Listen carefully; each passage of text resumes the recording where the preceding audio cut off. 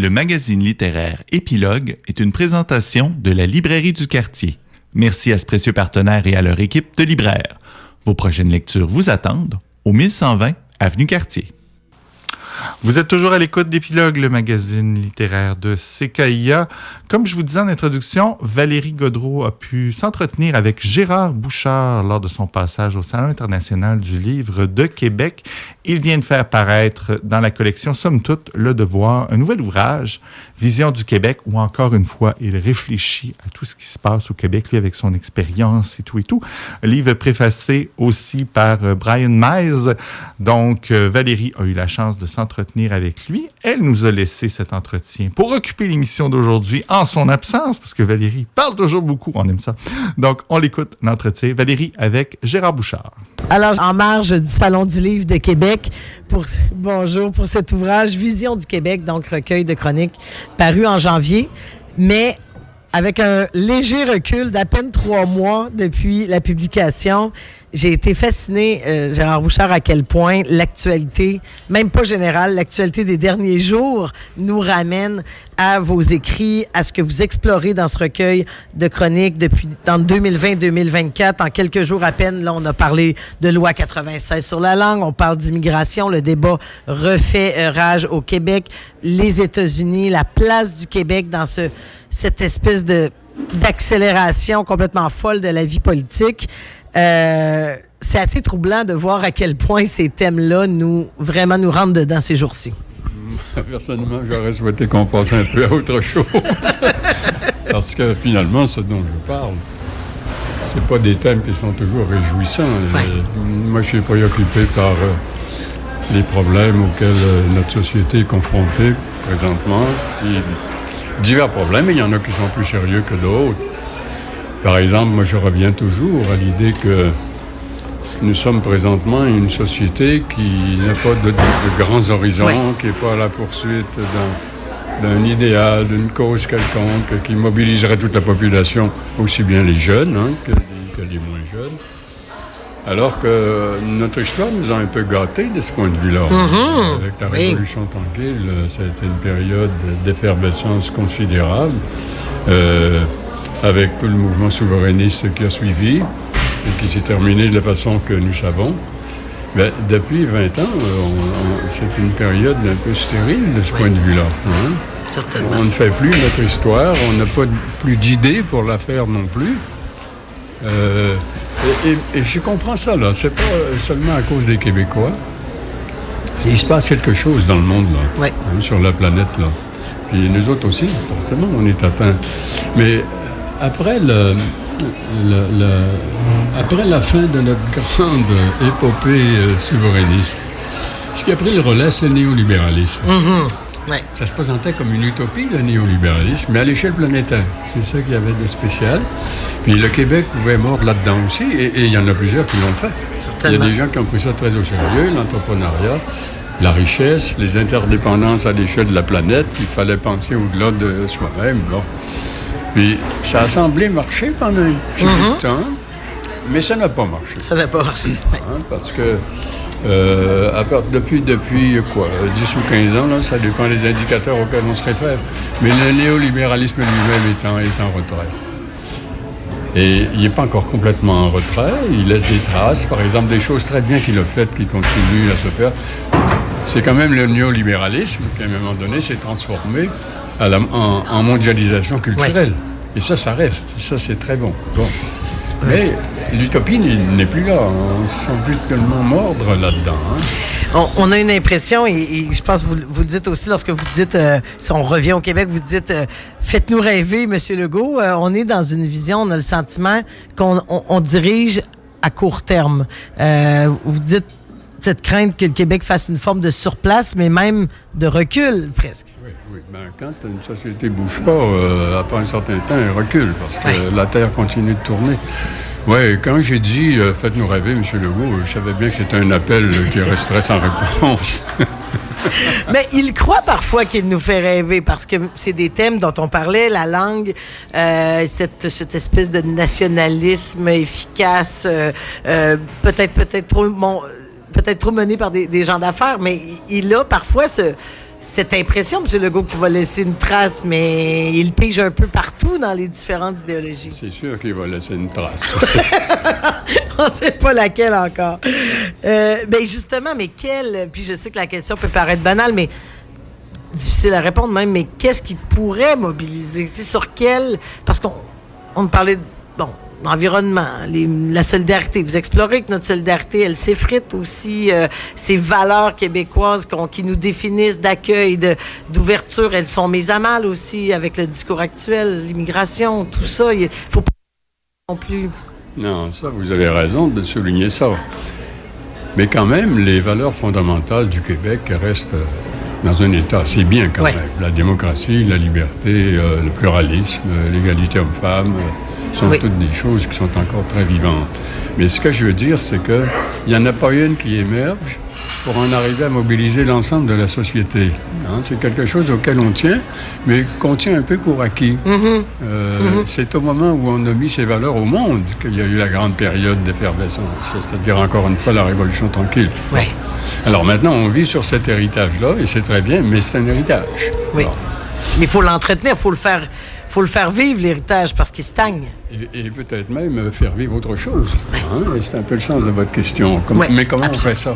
Hein? Comment ça s'opère? Les sociologues ont beaucoup travaillé là-dessus. Les spécialistes du changement social, les historiens aussi. Des grandes envolées, tout à coup, qui s'emparent d'une société et qui la font avancer très rapidement, etc. En général, ce qui se passe, c'est à peu près toujours la même chose. C'est qu'il ne suffit pas que des individus formulent le nouveau rêve, etc., même s'ils peuvent le faire d'une manière éloquente et que c'est des gens qui représentent... il faut qu'il y ait une fracture dans le social. Il faut qu'il y ait une fracture qui est une source d'inquiétude, qui est une source de mécontentement. À tel point que tout le monde va se dire, ça ne peut pas durer, là, il faut faire quelque chose. Bon. Alors, l'exemple, c'est le rattrapage durant la Révolution tranquille. Mais personne ne l'avait inventé. C'est un phénomène qui s'était façonné sur un siècle, en fait. Tout à fait. Alors, c'est qu'à un moment donné, par contre, il y a des gens qui en ont pris conscience. Alors, ceux-là, ils sont très importants. Mais ils n'ont pas inventé l'affaire. Hein? C'est vrai. Ils l'ont canalisé. Ils l'ont... Prise de conscience. Oui. Bon, alors à ce moment-là, aussitôt que le discours est formulé, ces gens-là deviennent comme des prophètes.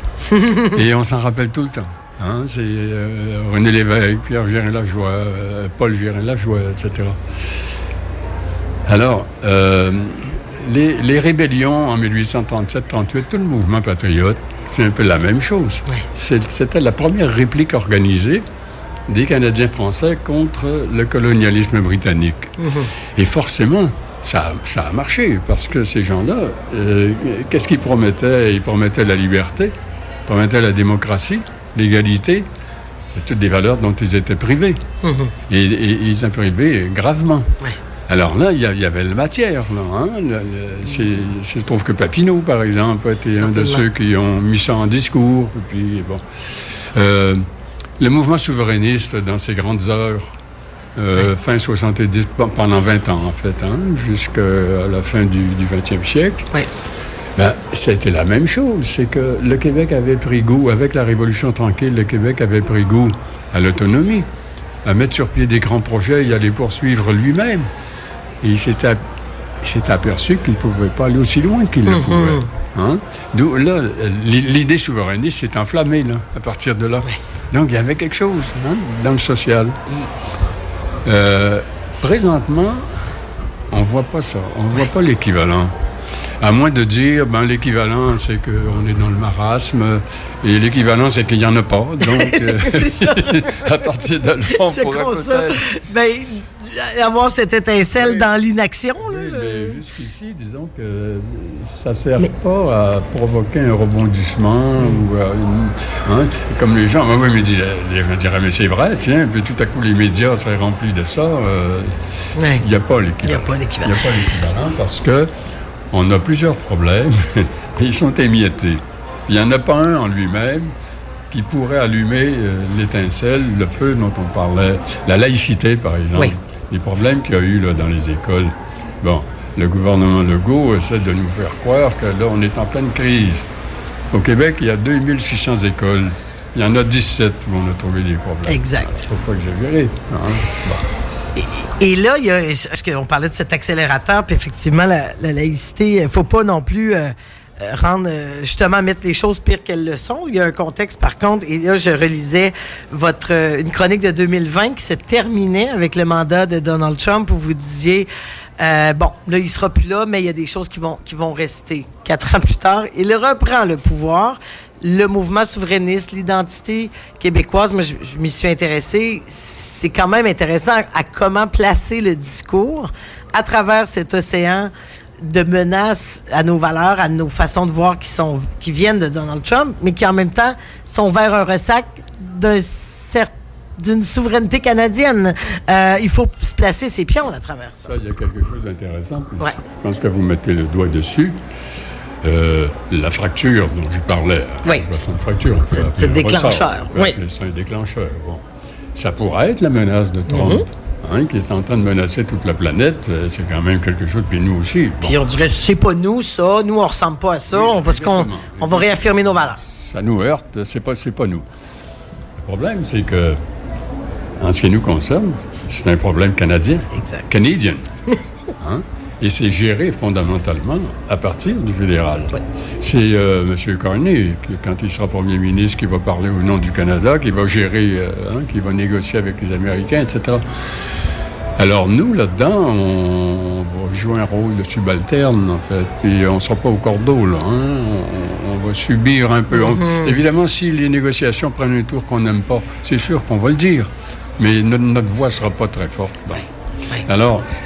Puis après ça, on s'aperçoit aussi que les Québécois, même nationalistes, deviennent de plus en plus sensibles à ce qui se passe à l'échelle canadienne. Il y avait le sondage dans la presse hier qui montrait que 57% des Québécois qui se sentent maintenant plus proches du Canada. Une réaction parfaitement normale, là, parfaitement normale. Puis peut-être éphémère. Quand la menace sera perdue, peut-être qu'on va retrouver les choses comme avant. Mais je veux dire que ça ne peut pas créer chez nous le soulèvement qu'on voudrait, d'autant plus que les moyens pour régler notre problème, on ne les a pas. Trump opère à l'échelle de la planète. Oui, tout à fait. Alors, on n'est pas gros là-dedans. On va subir plus qu'on va pouvoir agir là-dedans.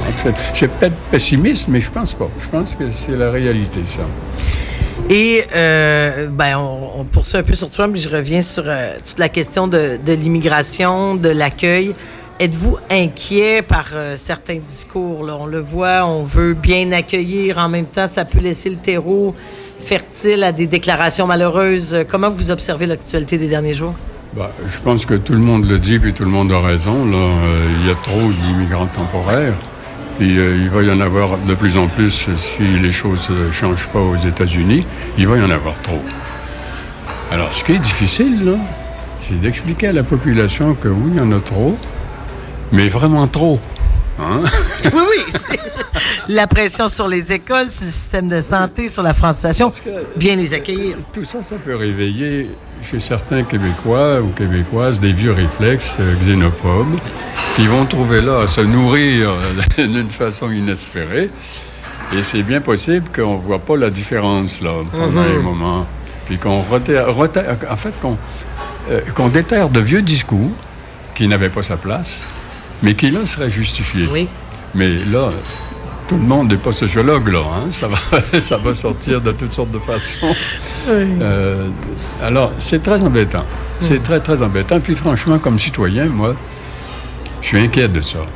Parce que même avec on est rendu à 300 000, 400 000 immigrants temporaires, ils vont entrer encore beaucoup. Je suis inquiet de ça, parce que c'est des gens qu'on ne pourra pas intégrer comme on voudrait, comme on le devrait. Et c'est peut-être des gens qui vont rester.